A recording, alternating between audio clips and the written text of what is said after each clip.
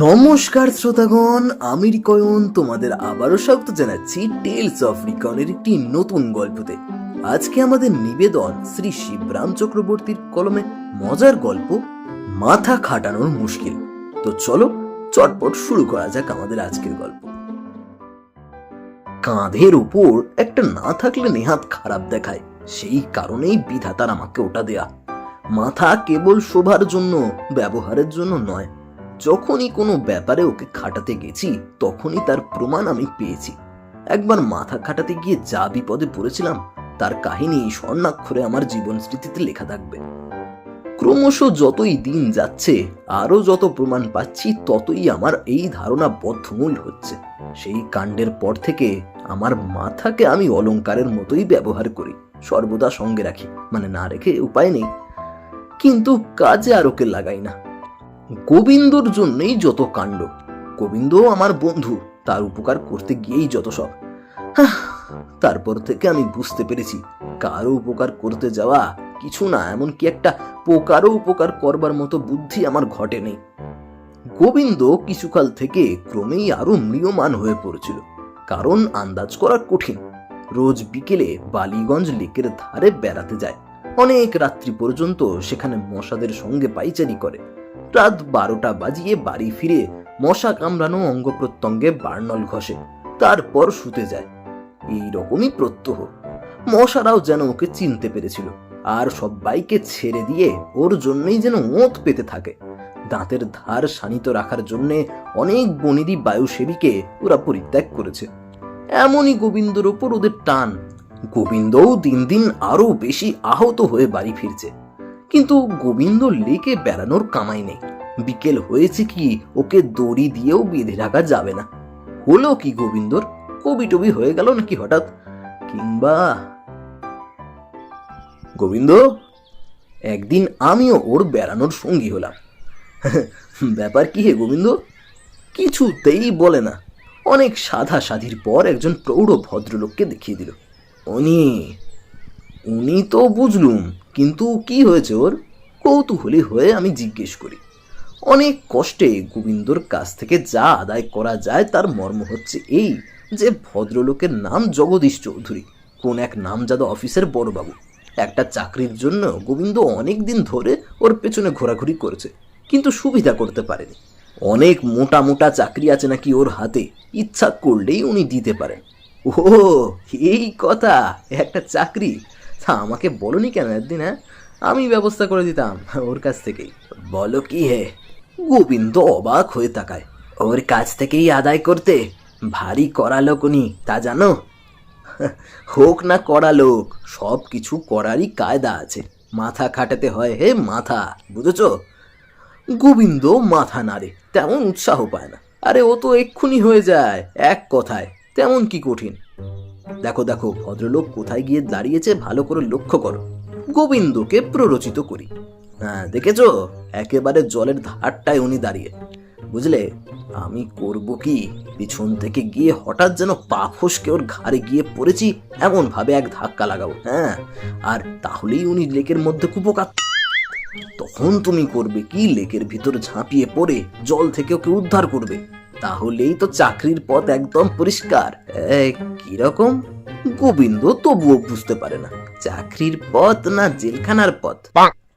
তুমি নেহাত আহাম্মক, এই জন্যই তোমার কিছু হয় না। জীবনদাতাকে লোকে চাকরি দেয় না জেলে দেয়? হ্যাঁ, ও এইবার বুঝেছি। তা বেশ, কিন্তু খুব বেশি গভীর জলে ফেলো না যেন। হ্যাঁ, না হলে না, ধারে আর এমন কি বেশি জল হবে? আরে আরে আরে, কিন্তু ধারে বেশ গভীর জলই ছিল। ভদ্রলোককে ফেলে দেওয়ার পর তখনও দেখি গোবিন্দ ইতস্তত করছে। মানে? আরে আরে, হ্যাঁ, আরে যাও ওকে তোলো।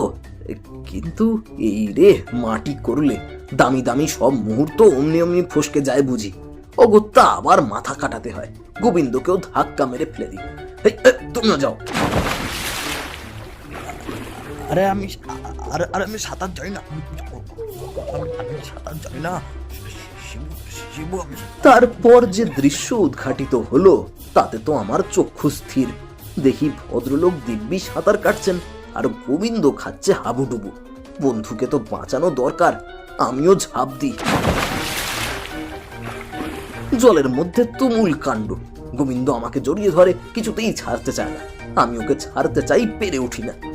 অবশেষে ভদ্রলোক এসে আমাদের দুজনকেই উদ্ধার করেন সলিল সমাধির থেকে। আমি গোবিন্দর ওপর দারুণ চটে যাই। গোবিন্দও আমার দিকে রোষ কষায়িত নেত্রে চেয়ে থাকে। এদিকে দুজনের অবস্থাই তখন ভিজে বিড়ালটি। ভদ্রলোক চলে যাওয়ার পর আমাদের আলোচনা শুরু হয়। আমাকে ধাক্কা দিতে গেলে কেন? আমাকে জলে ফেলবার কথা তো ছিল না, হ্যাঁ? গোবিন্দ ভারী রেগে যায় আমার উপর। বারে, জলে না পড়লে জগদীশ বাবুকে উদ্ধার করতে কি করে তুমি, হ্যাঁ? আমিও তেতে উঠি। আমি কি ওকে উদ্ধার করলাম, না উনিই করলেন আমাদের? তাই বলো তো। তুমি করতে দিলে কই, হ্যাঁ? আমি কি করব? আমি ওকে বোঝাতে চাই এরকমটা হবে আমার আইডিয়াই ছিল না। এতক্ষণে গোবিন্দ একটু নরম হয়। আমি সাঁতার জানি না যে, সে কথা আমায় বলেছ, হ্যাঁ? এরপর বিরক্ত হয়ে আমি পুরী চলে এলাম। যা নাকানি চোবানিটা লেগে হলো আমার, ওরকম জল পরিবর্তনের পর বায়ু পরিবর্তনের দরকার। গোবিন্দও এলো আমার সঙ্গে। সমুদ্রের ধারে বালির ওপর বেড়াতে বেড়াতে একদিন অকস্মাৎ অঙ্গুলি নির্দেশ করে, ওই ওই দেখো, ওই দেখো। আর সঙ্গে সঙ্গে লাফিয়ে ওঠে। কি হলো, তিমি মাছ নাকি হে? কই দেখি। এত দূরে নয়, ওই যে সেই ভদ্রলোক আর জগদীশ বাবু। হ্যাঁ, তাই তো বটে। ও বাবা, তুমিও তাহলে হাওয়া খেতে এসেছেন? চাকরিটা ফসকালো, কেবল তোমার জন্যই হলো। গোবিন্দ কেমন মন মরা হয়ে থাকে। হ্যাঁ, লেগে থাকলে হতো একদিন, কিন্তু যা জলে চুবিয়েছ ভদ্রলোককে। আমি চুপ করে থাকি, কি আর বলবো।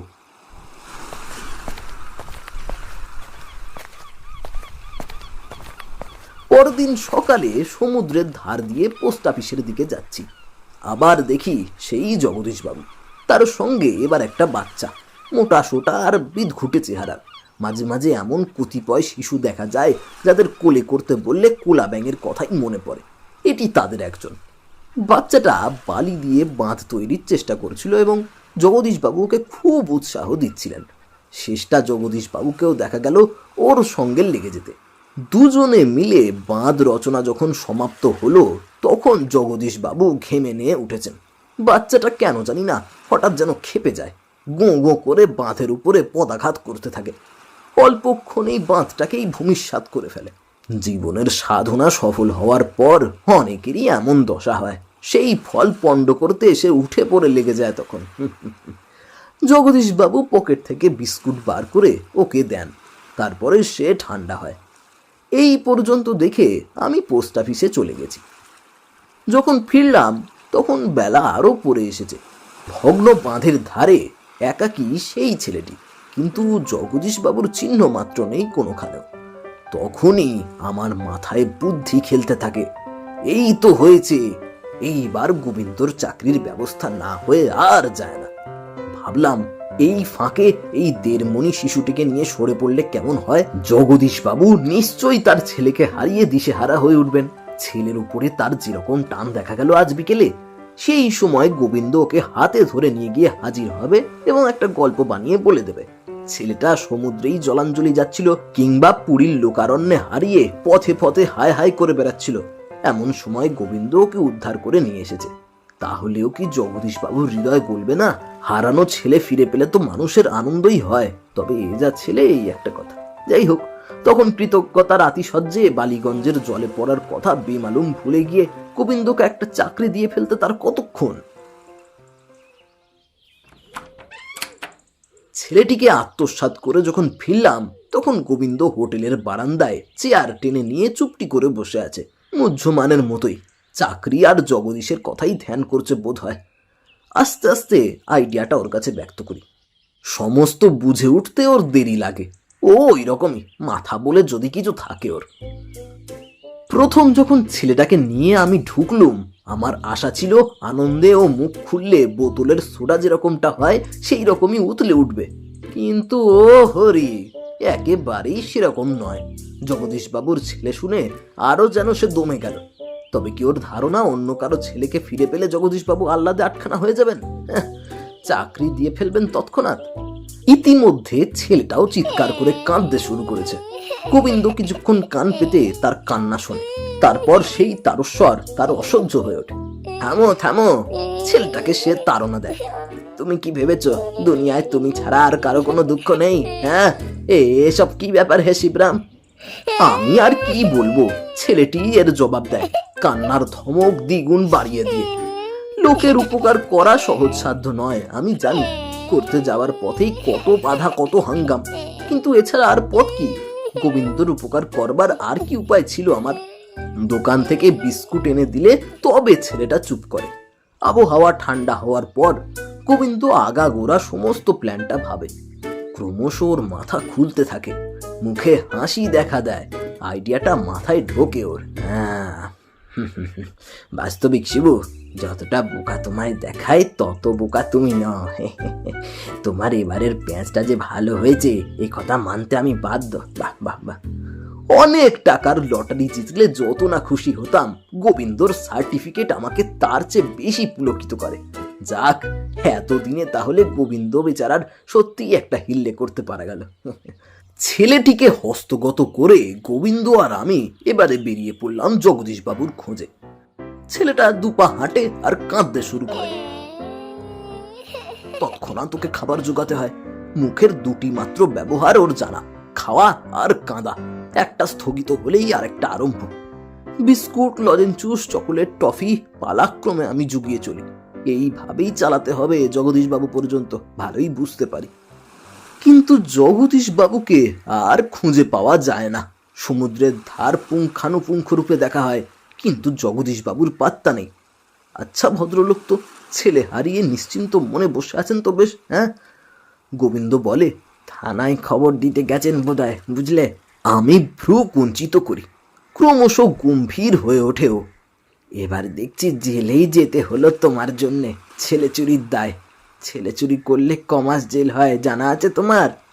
আমি চুপ করে থাকি। ক মাস কি ক বছর কে জানে। গোবিন্দ এবার খেপে যায়। তোমার যেরকম আক্কেল। দেখো দেখো, আমি কিন্তু এ ব্যাপারে নেই বাপু। তুমি চুরি করেছো, জেল খাটতে হয় তুমি খাটবে, 6 বছরের কম নয় নিশ্চয়, আমি বেশ জানি। ছেলেটার হাত ছেড়ে দেয় গোবিন্দ। এবার সে আমাকেই দু হাতে জড়িয়ে ধরে। ওর কথায় আর ছেলেটার হস্তগত হয়ে আমি দারুণ অস্বস্তি বোধ করি। না, এতটাই কি হবে? একেবারে থানায় যাবেন ভদ্রলোক, আর আর গেলেই কি পুলিশের ঘটে এক বিন্দু বুদ্ধি নেই? আমরা তো খুঁজে পেয়েই একে ফিরিয়ে দিতে নিয়ে যাচ্ছি। চাকরি না দেয় না দেবে, কিন্তু তাই বলে জেলে? না, ছেলের উদ্ধারকর্তার উপর কোনো ভদ্রলোক কি কখনো এতটা নিষ্ঠুর হতে পারেন না। সমুদ্রের ধারে একজনের কাছে খবর পাই স্বর্গদ্বারের কোথায় যেন থাকেন কে এক জগদীশবাবু। স্বর্গদ্বারেই ছুটতে হয়। আমি তখন মরিয়া হয়ে উঠেছি, কিন্তু গোবিন্দ অদ্ভুত। তার জন্যে এত কাণ্ড, আর সে নিতান্ত নিস্পৃহের মতোই দূরে দূরে চলছে, আমাদের চেনেই না যেন। অতি কষ্টে বিস্তর খোঁজাখুঁজির পর অনেক রাত্রে জগদীশবাবুর আস্তানা মেলে। প্রবল কড়া নাড়ার পর উনি নেমে আসেন লণ্ঠন হাতে নিয়ে। এত রাত্রে তোমরা কে? হ্যাঁ, ভদ্রলোকের বিরক্ত কণ্ঠ শুনি। সবিনয়ে বলি, আগে সমস্ত পুরী খুঁজে তবে আপনার বাড়ি পেয়েছি মশাই। তা আমাকে এত খোঁজাখুঁজি কিসের জন্যে? হ্যাঁ দেখি তো।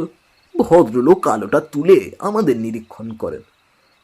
আরে, তোমরা সেই বালিগঞ্জের না? হ্যাঁ, আগে বালিগঞ্জেরই বটে, কিন্তু সেজন্য কিছু মনে করবেন না। আপনি স্নেহপ্রবণ পিতা হয়েও এত অন্যমনস্ক প্রকৃতির হতে পারেন, আমরা তা গুণাক করেও ভাবতে পারি। আপনার ছেলে যে সমুদ্রের ধারেই ফেলে এসেছেন তা বোধহয় আপনার স্মরণেও নেই।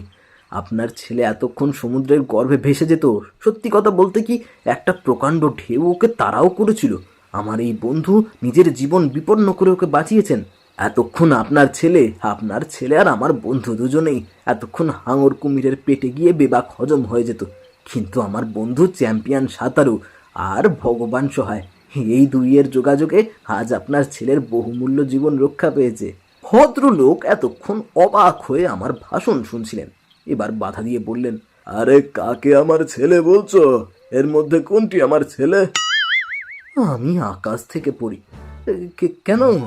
এই দেবদূতের মতন স্বর্গীয় শিশুটি এ আপনার নয়? হ্যাঁ হ্যাঁ, একে দেখেছিলাম বটে আজ বিকেলে সমুদ্রের ধারে। বিস্কুটও খেতে দিয়েছি, কিন্তু একে তো বাপু আমি চিনি না। যাও যাও, আর বিরক্ত করো না, ঘুমাও গে, রাত হলো অনেক। এই বলে সশব্দে আমাদের মুখের ওপরই দরজা বন্ধ করে দিলেন। গোবিন্দ সেই ধুলো বালির ওপরই বসে পড়ল। শিবরাম, বরাতে কি শেষটা এই ছিল? হ্যাঁ হ্যাঁ, ছেলে চুরির দায় কঠোর কারাদণ্ড। যা যা যা, না মানে ওর জীবনের দীপান্তর এই করলে তুমি মাথা খাটিয়ে চেষ্টায়। হায় হায় হায়। তো কেমন লাগলো আমাদের আজকের গল্প? নতুন বছরের নতুন গল্প শিবরাম চক্রবর্তীকে দিয়েই শুরু করা গেল। আশা করি এই বছর আমাদের জন্য অনেক অনেক অনেক ভালো কাটবে। আর তোমরা যদি কোনো গল্প সাজেস্ট করতে চাও যেটা আমি করতে পারি, অবশ্যই আমাকে কমেন্ট বক্সে লিখে জানিও, আমি চেষ্টা করব। আর ভালো লাগলে অবশ্যই একটা লাইক করে দিও, এবং খুব খুব খুব ভালো লাগলে বাংলা সাহিত্যের বিভিন্ন গল্প শোনার জন্য এখনই সাবস্ক্রাইব করে নাও টেলস অফ রিকর্ড। তো বন্ধু, দেখা হচ্ছে নতুন কোনো গল্পে। আজ এখানেই ইতি।